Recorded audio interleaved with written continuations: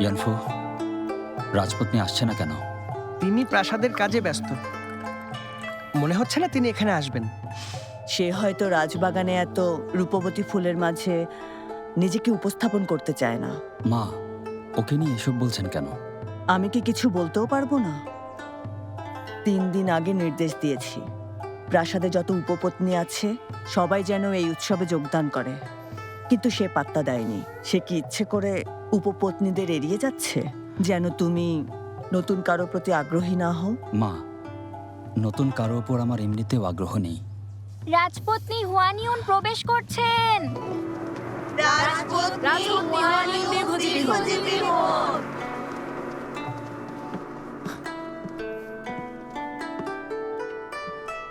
সম্রাটের দীর্ঘায়ু কামনা করছি। রানীমা লৌ দীর্ঘজীবী হন। রাজপত্নী, উঠে দাঁড়াও। রাজপত্নী, আজ উৎসব মুখর দিন।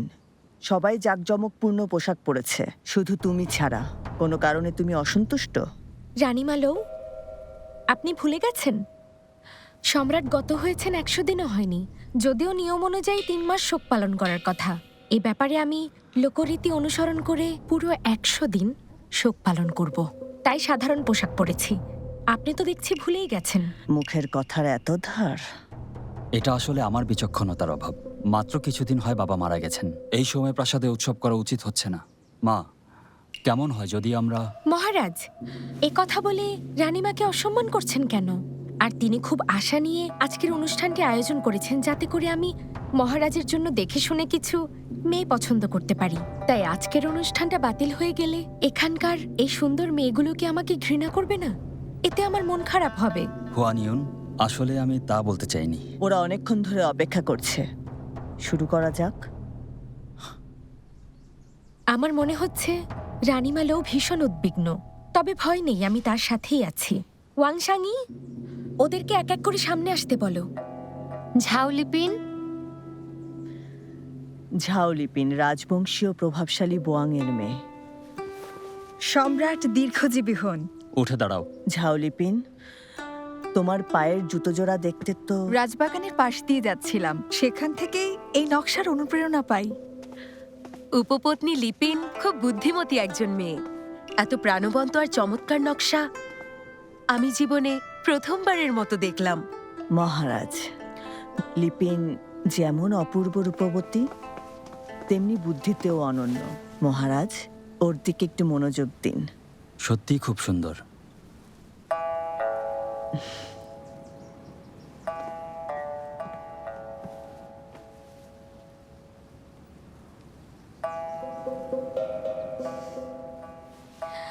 বোন লিপিন, এখানে এসো। আমিও দেখি কি এমন আছে তোমার জুতো জোড়ার মধ্যে।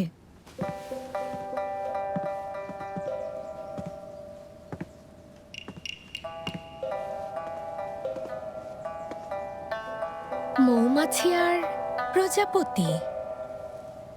রাজপ্রাসাদে প্রবেশ করতে চাও নাকি মৌমাছি আর প্রজাপতিকে আকৃষ্ট করতে? আচ্ছা, এইসব করে কি তুমি রাজধানীর সেরা সুন্দরীর খেতাব পেয়েছো?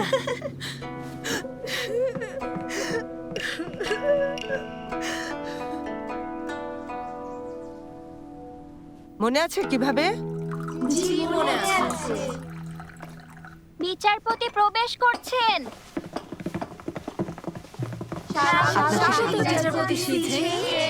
সোজা হও। আপনার জন্য কি করতে পারি দয়া করে জানাবেন বিচারপতি। রানীমা লৌ আমাকে জিজ্ঞেস করতে পাঠিয়েছেন, উপপত্নী লিপিনের জুতায় কে কারুকাজ করেছে।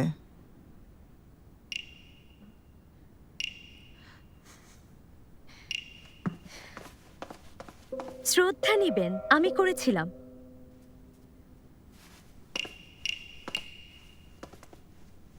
মৌমাছি আর প্রজাপতির নকশাগুলো তুমি নিজে এঁকেছিলে? জি, আপনি একদম ঠিক বলছেন। এই চিন্তা কিভাবে আসলো? কেউ কি তোমাকে পরামর্শ দিয়েছিল?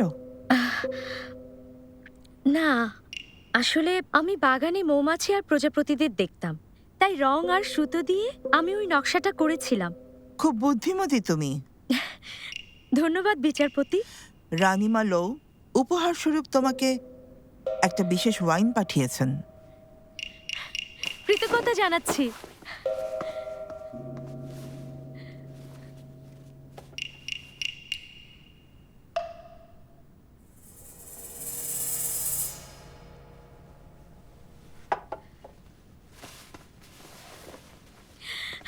ম্যাডাম, আমার কিছু বলার আছে। আসলে নকশার কাজটি আমার পাশাপাশি আরেকজন। চেনচুনিয়াং, কি হয়েছে? আমি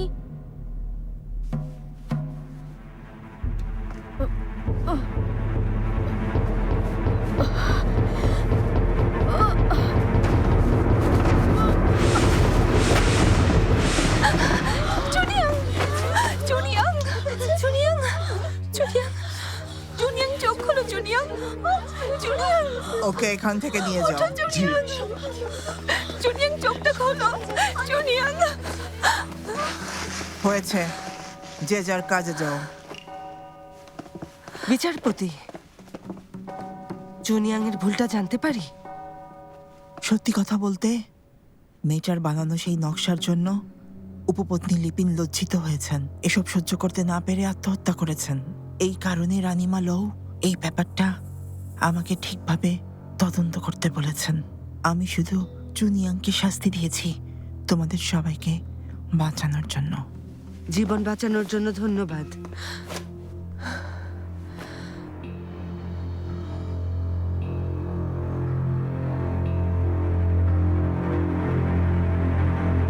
এর মানে জুনিয়াংকে ওই নকশার জন্য জীবন দিতে হয়েছে, কিন্তু নকশাটা তো আমি করেছি। চুপ করো, তুমি ওকে ওর মতো মরতে চাও? ও তো নির্দোষ ছিল, ওর প্রতি অবিচার করা হয়েছে। এটা ওর ভাগ্যে ছিল। তোমাকে সত্যটা বলেছি কারণ তুমি জুনিয়াংকে নিঃস্বার্থভাবে অনেকবার সাহায্যের হাত বাড়িয়ে দিয়েছো। মনে রেখো, এই প্রাসাদে দাসীদের জীবন হচ্ছে এক মুঠো ধুলোর মতো, চাইলেই যে কেউ উড়িয়ে দিতে পারে। তাই তুমিও মুখ বন্ধ রাখো, আর অভিযোগ শুনতে চাই না। জি।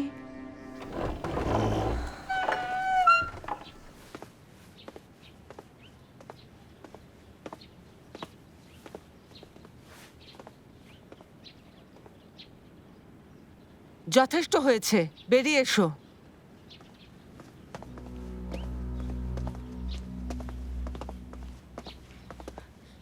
ম্যাডাম, আমি আসলে ভাবতেই পারিনি এমনটা হবে। থামো। লু জেনের প্রতি তোমার আচরণ দেখেছি, আমি চুপ করেছিলাম শুধু তোমার সম্মান রক্ষার জন্য। দেখলাম তুমি কত দূর যেতে পারো, কিন্তু আমি স্বপ্নেও ভাবতে পারিনি তুমি কিভাবে এই নোংরা খেলা খেলতে পারলে। তোমার জন্য মেয়েটাকে মরতে হলো। ম্যাডাম, আমি নিরুপায়। ম্যাডাম ওয়াংসাংয়ের অবাধ্য হতে চাইনি। আমাদের ইয়ংচিন হলের কেউ কখনো লো সাংশি আর ওয়াংসাংয়ের মধ্যকার সংঘর্ষে জড়ায়নি। আর তুমি এত বোকা কেন বলো তো? ওয়াংসাংয়ের কথার জালে ফেসে গেছো। জি, আমি বুঝতে পারিনি, কিন্তু ম্যাডাম আমার আর কোনো উপায় ছিল না। ম্যাডাম, আমি কি করব? আপনি যা বলবেন আমি তাই শুনবো। আপনি আমাকে এবারের মতো রক্ষা করুন। আচ্ছা আচ্ছা, উঠে দাঁড়াও। তুমি আর আমি এখানে অনেকগুলো বছর একসাথে পার করছি, তাই আমাকে সব বলতে হবে না। আগামীকাল থেকে লুজেনকে নিয়ে মাথা ঘামানোর দরকার নেই। কোনো সমস্যা হলে আমাকে এসে বলবে।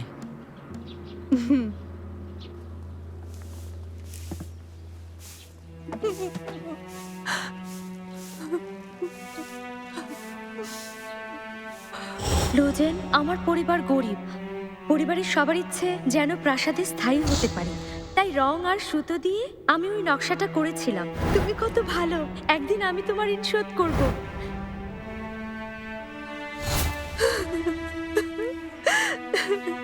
লুজেন, লুজেন, লুজেন, আমাকে এড়িয়ে চলছো কেন? রাজদরবারের ম্যাডাম লৌসাংশী তোমাকে দ্রুত ডেকে পাঠিয়েছেন, জলদি চলো। ও, লুজেন, ইয়ংচিন হলে তোমার প্রশিক্ষণ কেমন যাচ্ছে? ম্যাডাম, সব ঠিক হচ্ছে। ওই জেড লকেটটা তুমি কি সবসময় সাথে রাখো? জি ম্যাডাম। বের করবে? আমি দেখতে চাই।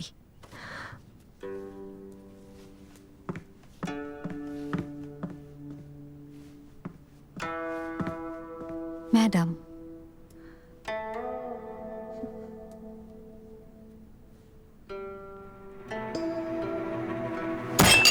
সত্যি করে বলো, তুমি কি আসলে প্রিন্সেস শিয়াংকে চেনো? সত্যি তিনি আমাকে এই জেট লকেটটা দিয়েছিলেন। উনি তো বলেছেন তোমাকে চেনেন না। হয়তোবা তিনি ভুলে গেছেন, কারণ আমি তো সাধারণ একটা মেয়ে। প্রাসাদে ঢোকার জন্য জেড লকেটটা তুমি চুরি করনি তো? কখনোই না। একটা কাজ করা যাক, তুমি এটা প্রিন্সেসের কাছে পাঠিয়ে সত্য উন্মোচনের সাহস রাখতে পারবে? জি, আমি এটা নিশ্চিত লকেটটা দেখলে প্রিন্সেস চিনবেন। আচ্ছা লামেই, বলুন ম্যাডাম। এই জেড লকেটটা প্রিন্সেসের প্রাসাদে নিয়ে যাও। জি।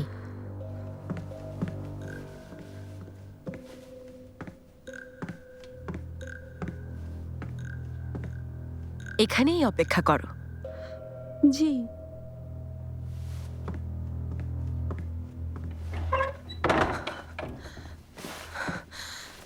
এবার কি হবে?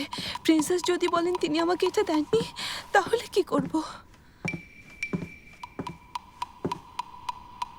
আচ্ছা, প্রিন্সেসকে গাউছানকে চেনেন? গাউছান লকেটটা দিয়েছিল, যা একটা প্রতীক চিহ্ন। কিন্তু প্রিন্সেস আর গাউছানের মধ্যে কি সম্পর্ক? না, আমার মিথ্যের জন্য গাউছানের সমস্যা হলে?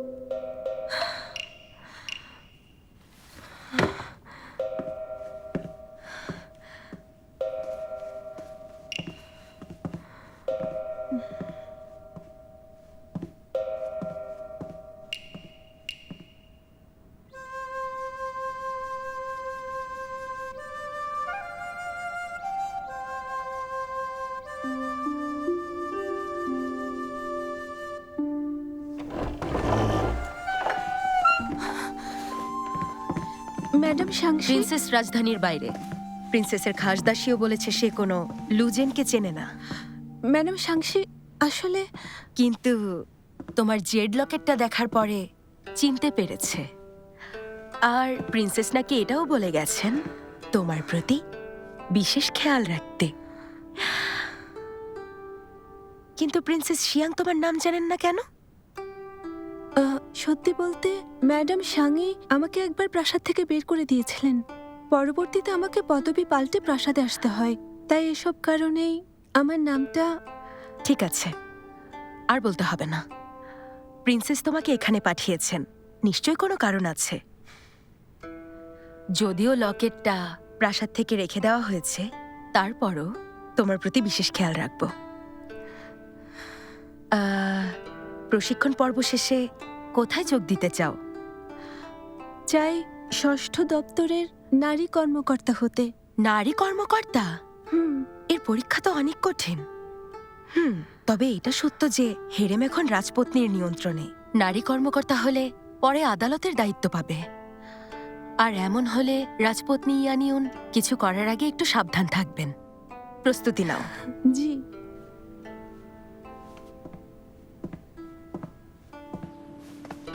লো সাংশি তখন যা বলেছিলেন লুজেন তা পুরোপুরি বুঝে উঠতে পারেনি, তবে এতটুকু বুঝেছিল যতদিন সে হাসি খুশি এবং শান্তশিষ্ট থাকবে ততদিন প্রাসাদে নিশ্চিতভাবে থাকতে পারবে। এটাই তার জীবন রক্ষার উপায়।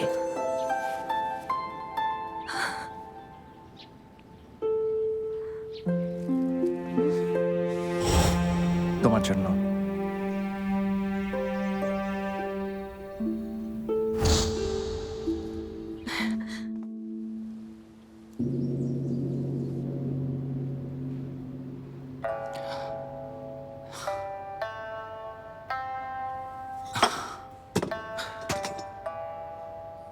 মহারাজ, আর খাবেন না। আসলে কি জানো জান, গুয়ানিন আমাকে খুব একটা পাত্তা দেয় না, আর মা তো সবসময়ই বকাঝকা করে। ভাবলাম তোমার সাথে থেকে কিছুটা স্বস্তি পাবো। বুঝেছি, কিন্তু এত বেশি পান করলে আবার তো অসুস্থ হয়ে যাবেন।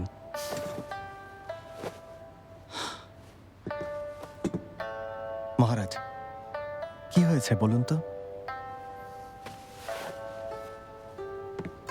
আত্মহত্যা করেছে ঝাওলিপিন।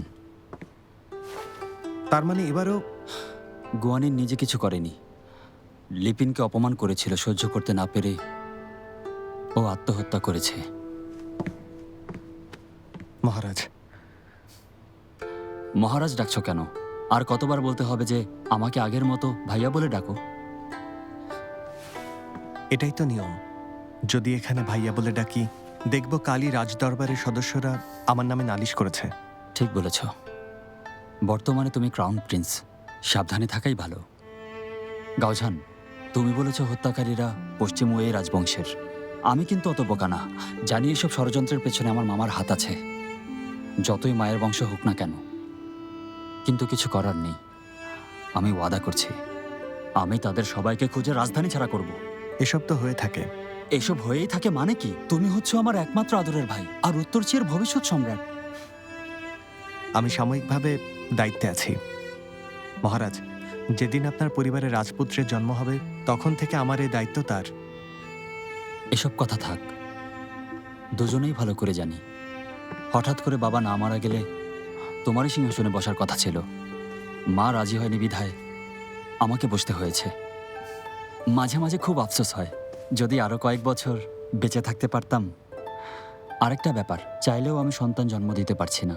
গুয়ানিনের সাথে আমার বিয়ে হয়েছে প্রায় 3 বছর হলো, আর বাকি উপপত্নীরাও হয় অসুস্থ থাকে, না হলে মারা যায়। গুয়ানিন আমার কাছেই আসতে চায় না, আবার অন্য কেউ আমার সন্তান জন্ম দেবে সেটাও চায় না। তবুও ওকে ভালোবাসি, তাইও যা কিছু করে মেনে নেই। দেখো জান, সত্যি কথা বলতে এই জীবনে আমি তোমার কাছে অনেক ঋণী। যদি আমি আসলেই তোমার জন্য কিছু করতে পারি, তা হবে সিংহাসন ফিরিয়ে দেয়া।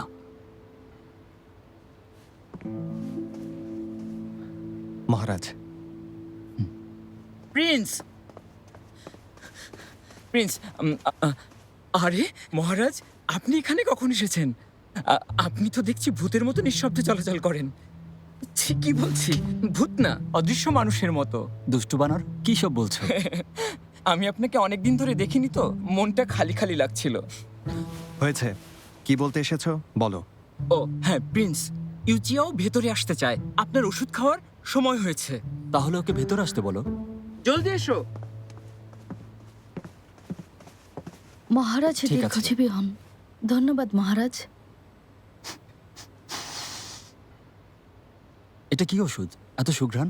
আমি একটু খেয়ে দেখি। মহারাজ, এটা আমার ওষুধ, আপনি ধরছেন কেন? ছোটবেলা থেকেই তো ওষুধের মধ্যে বড় হয়েছি। এমন কোনো ওষুধ আছে যেটা আমার এখনো খাওয়া হয়নি? আমিও দেখি রাজ চিকিৎসালয় তোমার জন্য কি ওষুধ না। তৈরি করে। মহারাজ, আরে গাওঝান, মহারাজ আপনি কি করছেন? আমার ওয়াইন খেয়ে শেষ করে ফেলেছেন, এখন আবার আমার ওষুধের দিকেও নজর দিচ্ছেন। আমার বোন বলে গেছে আপনার দিকে খেয়াল রাখতে। যদি আপনি আবার অসুস্থ হয়ে পড়েন, আমি কি জবাব দেব?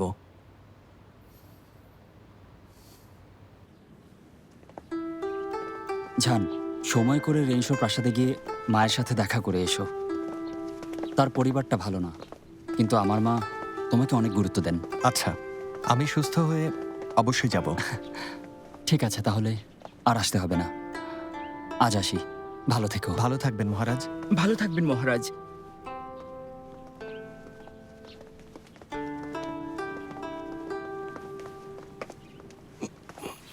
হ্যাঁ? প্রিন্স, কি হলো? প্রিন্স, আপনার কি হয়েছে? বেশি কষ্ট হচ্ছে? লবণ পানি আনো। লবণ পানি আনো।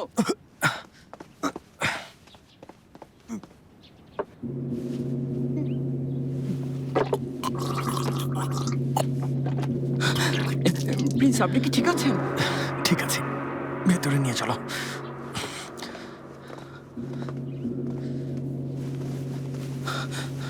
প্রিন্স, এখন ঠিক আছেন? সব বমি করে ফেলে দিয়েছেন? হ্যাঁ, ঠিক আছে। ইউচিও, কি হয়েছে? আমি প্রতিদিনের মতো ওষুধ নিয়ে এসেছিলাম। সম্রাট আছেন জানতাম না। ওষুধ খাওয়ার সময় প্রিন্স ওনার হাত থেকে ছিনিয়ে নেয়।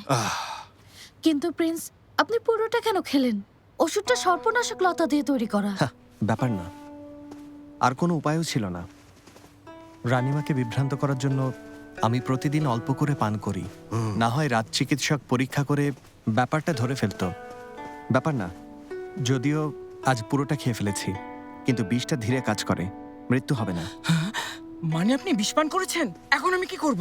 রাজ চিকিৎসককে নিয়ে আসি? ইয়ানলু, থামো। ঝামেলা করলে তোমাকেও খাওয়াবো। ইউচিয়াও, তুমি রানিমার কাছে যাও, বলবে গত 2 দিনে এই ওষুধ নেয়ার ফলে আমি খুব অসুস্থ হয়ে গেছি, আর আজ বমিও করেছি। এমনভাবে বলবে যেন তার কোনো সন্দেহ না হয়। বলবে অন্য ওষুধ দিতে। আচ্ছা।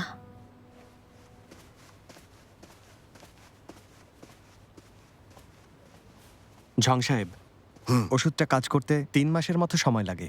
ইউচিয়াও আজ গিয়ে যা বলবে তার জন্য হয়তো আরো 2 মাস সময় বেশি পাবো। রানিমা নিজেকে খুবই চালাক মনে করেন, নিজের ভাইকে দূরে পাঠিয়েছেন। বুঝতে পারেননি আমরা চিহুর সাথে যোগাযোগ করার একটা সুযোগ পেয়ে যাব। রৌরানের সেনাশক্তি এখন আমার নিয়ন্ত্রণে। চিহুদের সাথে যোগাযোগ করতে পারলে ঝং সাহেব, মনে হচ্ছে এটা একটা সুবর্ণ সুযোগ হবে। ঠিক, এটা আমাদের দুর্ভাগ্য। চিহুর শাসকের সাথে রাজ দরবারের সম্পর্ক ভালো না। ঠিক, আসুন।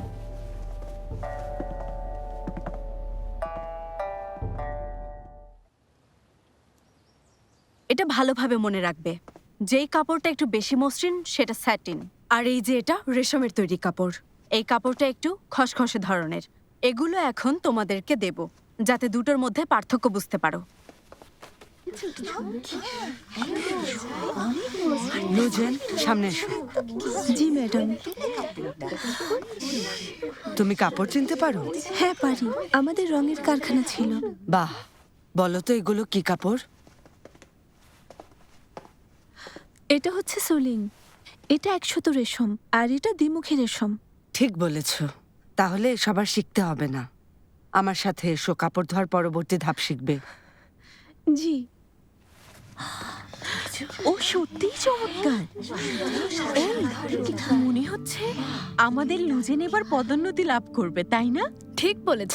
আমাকে একবার খোপার কাটা দিয়েছিল, কাটাটা ছিল স্বর্ণ দিয়ে বানানো। সত্যি? হ্যাঁ সত্যি। হুট করে আমাদের সাথে যোগ দিল, পরে বুঝতে পারলাম নিশ্চয়ই উপরের কারোর সাথে হাত আছে। দেখলেই পরিচিত কেউ থাকে কত একদম লাভ। ঠিক বলেছ।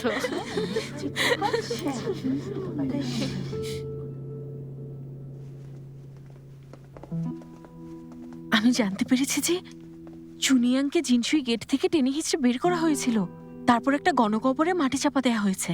খোঁজারা বলছে যারা ওর মতো বড় অপরাধ করে দেহ সংগ্রহের জন্য কাউকে জানানোও হয় না, আত্মা প্রতিশোধ নেবে। কে জানতো ওর সাথে এমন হবে? তোমাকে এত দুশ্চিন্তা করতে হবে না, ওর সাথে যা হয়েছে তার দায়ভার ওর নিজেরই। তুমি তো ভালো মনেই সাহায্য করেছিলে। সত্যি হচ্ছে ওর সাথে অন্যায় হয়েছে। আমাকে ভাসাতে চেয়েছিল, শেষ পর্যন্ত ওকেই জীবন দিতে হলো।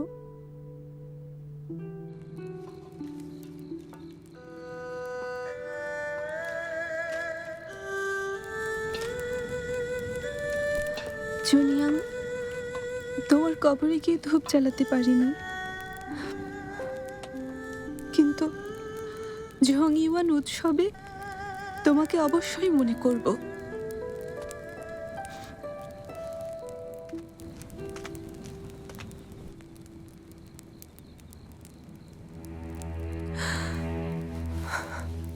ম্যাডাম, তুমি এখানে কি করছো?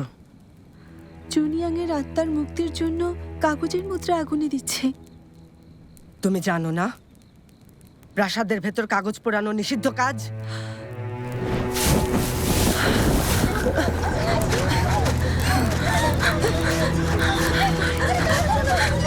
ম্যাডাম, দমকলকে জানানো হয়েছে। কে বলেছে তোমাদের খবর দিতে? আপনিই তো সেনবিকে বলেছিলেন কিছু হলে দপ্তরে খবর দিতে।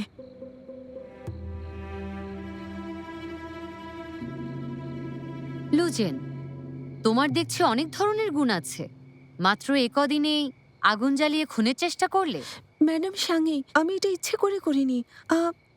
আমি তো শুকনো পাতা পোড়াচ্ছিলাম। চুপ করো। ম্যাডাম ইয়াং কি তোমাকে নিয়মকানুন শেখায়নি? ওকে 20টা চাবুক মারা হোক, তারপর ঘাড় ধাক্কা দিয়ে প্রাসাদ থেকে বের করে দাও। ম্যাডাম, আমি কিছু বলতে চাই। ম্যাডাম সাঙ্গি, দয়া করে ওকে আরেকটা সুযোগ দিন। এটা ওর করা প্রথম ভুল। ম্যাডাম ইয়াং ভালো করেই জানেন যে ভুল পথে চলা মানুষদের ঘৃণা করি। আর লুজেন নিজের জায়গা ভুলে গেছে, প্রিন্সেসকে ঢাল বানিয়েছে। জানি না মনে মনে ও কোন ফোন দিয়ে আসছে। কিন্তু আপনিই তো বলেছিলেন যে প্রিন্সেস শিয়াং ওকে সুপারিশ করেছে। ম্যাডাম ইয়াং, আপনি কি আমাকে হুমকি দিচ্ছেন? আমি মোটেও তা বোঝাতে চাইনি। আসলে আপনার ভালোর জন্যই বলছি। ভেবে দেখুন, প্রিন্সেস যদি রাগ করেন সবচেয়ে বড় বিপদে আপনি পড়বেন। তাই আমার মতে আপনার উচিত প্রিন্সেসের কথা ভেবে লুজেনকে আরেকবার সুযোগ দেওয়া। আচ্ছা, আমি ওকে একটা সুযোগ দেব। লুজেন, ম্যাডাম ইয়াং তো তোমাকে সবগুলো রাজশপথ শিখিয়েছেন, তাই না? তাহলে প্রত্যেকটা শপথ তুমি আমাকে মুখস্থ শোনাবে। এখন একটা শব্দও যদি বাদ যায় তখন তোমাকে এই প্রাসাদ ছাড়তে হবে। ধন্যবাদ সাঙ্গি ম্যাডাম, ধন্যবাদ ম্যাডাম ইয়াং। শুরু করো। প্রত্যেক নারীর উচিত নিজেকে প্রতিষ্ঠিত করা, আর এর জন্য দরকার পবিত্রতা ও সতীত্ব। পবিত্রতা, এই পবিত্রতা শরীরকে নির্মল করে তোলে। কথা বলার সময় যেন স্বরকে নিচু রাখে।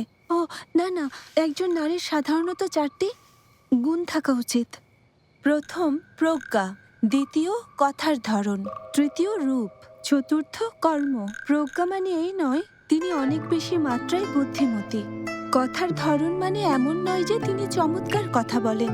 রূপ মানে এমন নয় যে খুব সুন্দরী। কর্ম মানে এমন নয় যে তিনি কৌশলী। গীতগ্রন্থ অনুযায়ী বলা হয়ে থাকে যে যেখানে ক্ষতি হয়নি সেখানে কোনো রকম অন্যায়ও হয়নি। সাঙ্গি ম্যাডাম পুরোটা বলেছি। তোমার মুখস্থ বিদ্যা ভালো, ঠিক আছে। আমার দেয়া কথা আমি রাখবো। প্রাসাদে থাকতে পারবে, কিন্তু ভুলের শাস্তি তোমাকে পেতেই হবে। ওকে নিয়ে যাও, শাস্তি দেওয়া শুরু করো।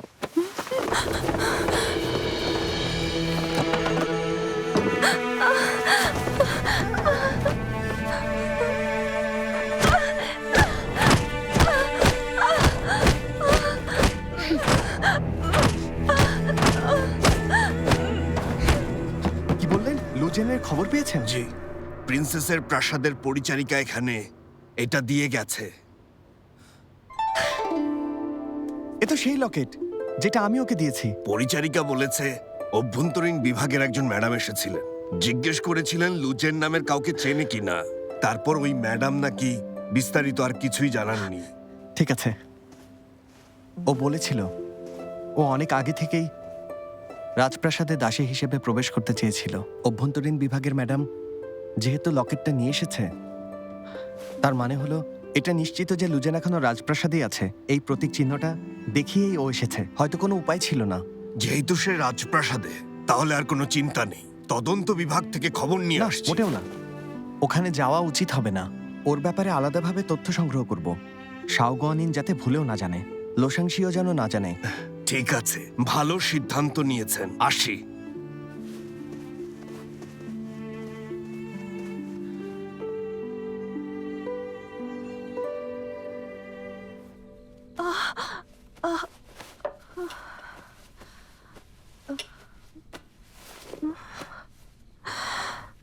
ঠিক আছে, কষ্ট করে এখন নিজের কক্ষে যেতে হবে না। আজ রাতে তুমি এখানেই বিশ্রাম নাও। ম্যাডাম ইয়াং, যদি আপনি আজ কিছু না বলতেন তবে নিশ্চয়ই আমাকে বের করে দিত। বুঝতে পারছি না আমি আসলে কি ভুল করেছি, কারণ বারবার তোমার ব্যাপারে আমাকে হস্তক্ষেপ করতে হচ্ছে। ম্যাডাম ইয়াং, জানি আপনি আমাকে নিয়ে চিন্তিত। আমাকে আরো কিছু শেখাবেন? ওয়াং সাংয়ে আমাকে প্রাসাদ থেকে বের করতে চায়। এবার তো বেঁচে গেলাম, কিন্তু আবারও যদি। তার আগে সত্যি করে বলো তো, প্রাসাদে কেন এসেছো? মিথ্যে বলবে না। আমি আগেই বুঝেছি তুমি নিশ্চয়ই অন্যদের মতো জীবিকা নির্বাহের জন্য প্রাসাদে আসোনি। একটা উপদেশ দিচ্ছি, তুমি যদি সম্রাটের মন জয় করার পরিকল্পনা করো তাহলে তা মাথা থেকে ঝেড়ে ফেলো। ম্যাডাম, আমি এরকম কিছু স্বপ্নেও ভাবিনি।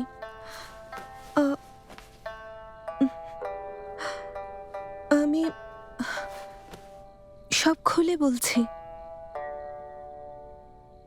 আসলে আমি বিত্তশালী পরিবারের মেয়ে। হঠাৎ আমার বাবাকে নির্মমভাবে হত্যা করে, তারপর পালিয়ে আসি। ম্যাডাম, এখানে আসা ছাড়া আমার আর কোনো উপায় ছিল না। ও তাই নাকি? প্রিন্সেসের লকেট দেখে প্রাসাদে প্রবেশ, লো সাংশিও তোমার দলে, আর তোমার যাওয়ার জায়গা নেই? কিন্তু ম্যাডাম ইয়াং, আসলে আমি প্রিন্সেসকে চিনি না। লকেটের পেছনে অন্য একটা ঘটনা আছে। লো সাংশি ভুল বুঝেছেন, ভেবেছেন আমি প্রিন্সেসের পরিচিত, তাই আমার খেয়াল রাখছেন। ম্যাডাম, প্রথম যখন এসেছিলাম আমি ভয়ে ভয়ে থাকতাম, মনের ভেতরে ঘুরছিল যদি সত্য প্রকাশ পায় তাহলে আমি শেষ। তোমার এত সাহস কি করে হলো? লো সাংশিকে মিথ্যা বলেছ? ম্যাডাম ইয়াং, এখন আর সমস্যা নেই।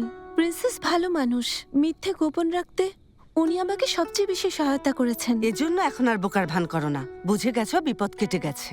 ভুল বুঝবেন না, বোকা সেজেছিলাম কারণ আমি চাইনি কেউ আমাকে সন্দেহ করুক আর যেন ভিড়ে মিশে যেতে পারি। ম্যাডাম, আপনি একদিন বলেছিলেন না নারী কর্মকর্তা হলে মিথ্যা মামলা খতিয়ে দেখতে পারবো। বাবার মৃত্যুর প্রতিশোধ নেব, তাই কঠোর পরিশ্রম করব। ম্যাডাম, আমি শপথ করছি এবার মিথ্যে বললে আমার উপর বজ্রপাত হোক। ঠিক আছে, বিশ্বাস করেছি।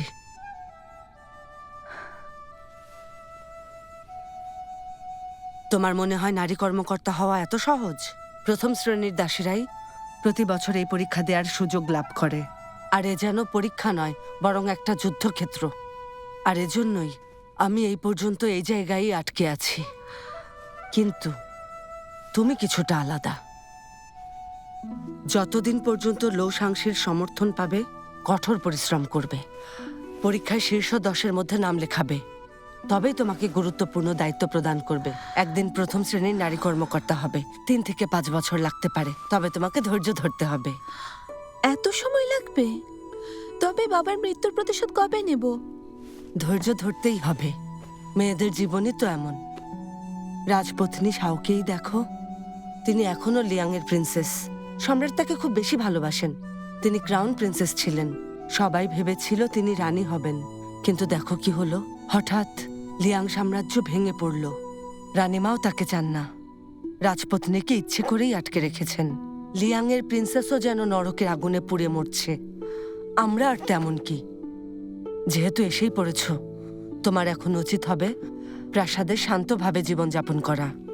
প্রতিশোধ নেয়ার কথা পরেও ভাবতে পারবে। ম্যাডাম, আপনার কথা বুঝতে পেরেছি, কিন্তু আমি থামবো না, সব ভাগ্যের উপর ছেড়ে দেব না।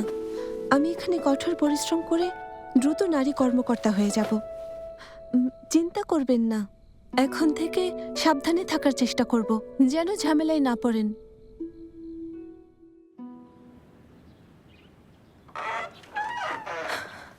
আরে লুজেন, তুমি এসে গেছো? হ্যাঁ, শরীর ঠিক আছে? জানো তোমার কথা অনেক মনে পড়ছিল। আমিও তোমাদের কথা ভাবছিলাম। তুমি এসে গেছো, এটাই বড় ব্যাপার। একদম ঠিক কথা বলেছ। শেনবি, লুজেন চেনচিউ নিয়াং এর জন্য কাগজ জ্বালিয়েছে, জানার পরও কেন দমকল খবর দিলে? এখানে আমার কি দোষ? যে প্রাসাদের নিয়ম ভেঙেছে দোষ তার। ঠিক আছে, চিন্তা করো না, যখন তুমি মরবে কেউ তোমার জন্য মুদ্রা জ্বালাবে না। কি বললে তুমি? তুমি কি নিজেকে ম্যাডাম মনে করছো নাকি? মনে রেখো শেনবি, আমরা সবাই এখানে দাসী। ক্ষমতা থাকলে এখান থেকে চলে যাও। আমিও এখানে থাকতে চাই না। আমি ম্যাডাম ইয়াংকে সব বলবো, বলে আজ রাতেই চলে যাব। যাও।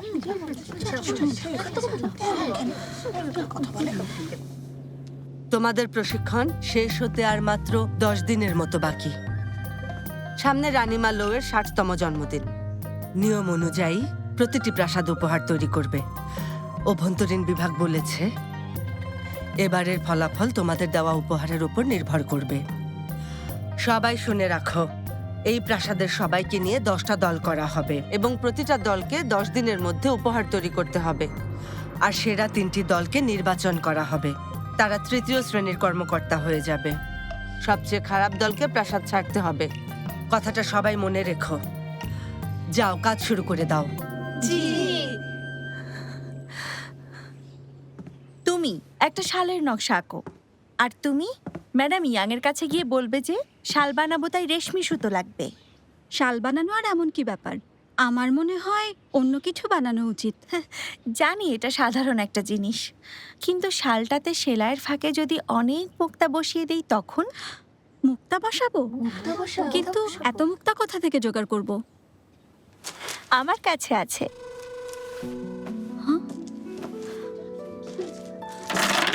বাহ, কি সুন্দর মুক্তা, জলজল করছে। বোন সেনবি, এত দামি জিনিস তোমার কাছে? সেনবীর বাবা বিচার বিভাগের উচ্চ পদস্থ কর্মকর্তা, ওদের কাছে এসব জিনিস থাকা স্বাভাবিক। লুজেন, শুনেছো? স্নান কক্ষে গিয়েছিলাম আর তখনই কানে এলো সেনবীর দল নাকি মুক্তার শাল বানাবে। মুক্তাগুলো নাকি সেনবীর কাছে আগে থেকেই ছিল। এক একটা মুক্তা এত বড় বড়। কি বললে তুমি? সেনবীর পরিবার দেখছি ভীষণ ধনী, ওদের সাথে কিভাবে পারবো? চিন্তা করছো কেন? ওদেরকে কে পাত্তা দেয়? রানীমার কাছে কি এসব মুক্তোর অভাব আছে বলো? যাই হোক, রানীমাকে সত্যি খুশি করতে হলে এমন কিছু করতে হবে যা একদম আলাদা। হ্যাঁ, ঠিক বলেছ। এটা আমার মাথায় আসেনি কেন? হ্যাঁ, খুব ভালো প্রস্তাব। একটা ব্যাপার বুঝতে পারছি না, সেনবি অনেক সুন্দর, ওর বাবাও সরকারি কর্মকর্তা, এখানে দাসী হয়ে এলো কেন? আমি জানি সেনবি এক উপপত্নীর সন্তান, সেই হিসেবে সাধারণ কর্মকর্তাকে তার বিয়ে করতে হতো, আর সে এখানে এসেছে সম্রাটের মন জয় করতে। কিন্তু এই উত্তরটিতে যে কর্মকর্তারা চতুর্থ শ্রেণীর উপরে, তাদের মেয়েরাই উপপত্নী হতে পারে। এর মানে সে খুব লোভী মেয়ে, আর এজন্যই সে দাসী হয়ে রাজপ্রাসাদে এসেছে। আর এই পরীক্ষাতে প্রথম হওয়ার জন্য সে অর্থকড়ি খরচ করতেও পিছপা হচ্ছে না। সে এখন সম্রাটের নজরে পড়তে চায়, এক লাফে উপরে উঠতে চায়। ও স্বপ্ন দেখছে, কারণ রাজপত্নী ছাড়া সম্রাট আর কাউকে পাত্তা দেন না। আরেকটা ব্যাপার, এখানে এসো। যে উৎসবের আয়োজন করা হয়েছিল তাতে কত ভালো ভালো উপপত্নীরা ছিলেন, কিন্তু সম্রাট কারো প্রতি কোনো আগ্রহী দেখেন। আজে বাজে কথা বলছো কেন?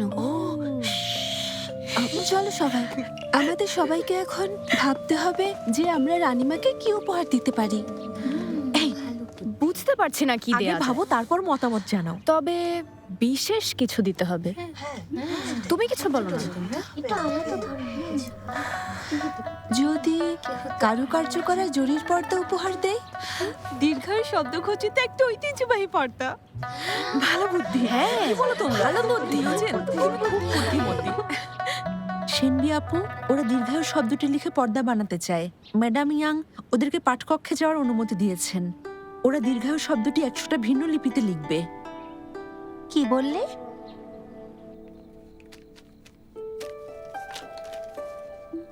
জানতামই না যে এই শব্দটা এতভাবে লেখা যেতে পারে। সবাই এসো, প্রাসাদের সামনের দরজায় এক ফিনিক্স পাখি দেখা গেছে। চলো তো দেখি।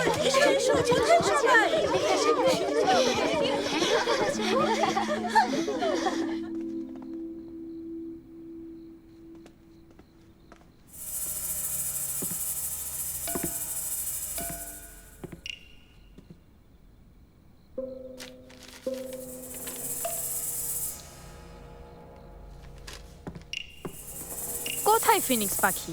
শুধু শুধু ময়ূর দেখতে গেলাম। কি অবস্থা, ময়ূরকে ফিনিক্স পাখি মনে করেছে।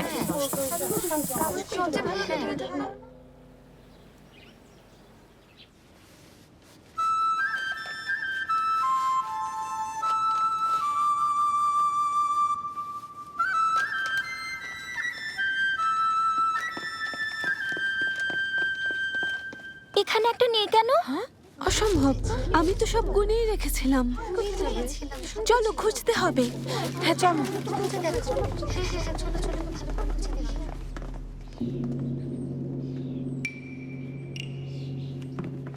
এটা কিভাবে সম্ভব? কাগজটা তো আর প্রাণ নেই যে সে নিজে নিজে হেঁটে চলে গেছে।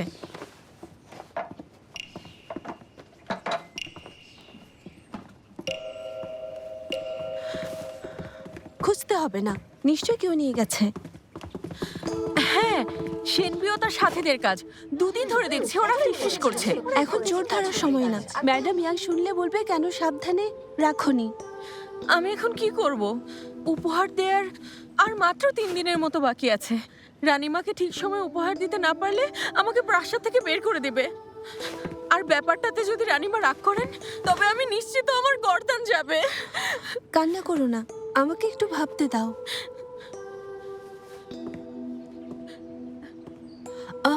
তোমরা কেউ দীর্ঘায়ু শব্দটা অন্য অক্ষরে লিখতে জানো? আচ্ছা, এমন কাউকে চেনো যারা হান চাইনিজ না? আমরা তাদের কাছে সাহায্য চাইতে পারি, কি বলো? ও হ্যাঁ, এটা কিভাবে ভুলে গেলাম। ম্যাডাম ইয়াং একবার বলেছিলেন রানিমা শিয়ানবেই গোত্রের ছিলেন। হ্যাঁ ঠিক বলেছো, একবার ম্যাডাম সঙ্গের সাথে রেইনশো প্রাসাদে গিয়েছিলাম। সেখানে একটা ফলক দেখেছি, উপরে চীনা আর নিচে শিয়ানবেই অক্ষরে লেখা ছিল। বেঁচে গেলাম। ঠিক বলেছে। সমাধান পেয়েছি। রাতের অন্ধকারে চুপি চুপি রেইনশো প্রাসাদে যাব। ফলক দেখে দীর্ঘ শব্দটা লিখে আনবো। কিন্তু প্রাসাদের নিয়ম অনুযায়ী সেটা পরে দেখবো। এই সমস্যাটা তোমরা আমার উপর ছেড়ে দাও।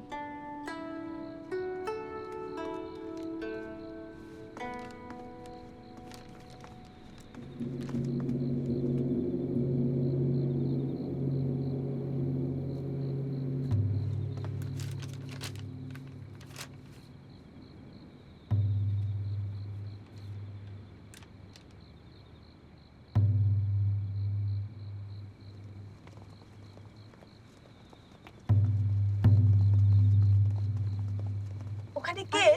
ওখানে কে? দেখো তো কি হলো? গুপ্তচরটাকে ধরো, পালিয়ে যাচ্ছে, মারলো ওকে।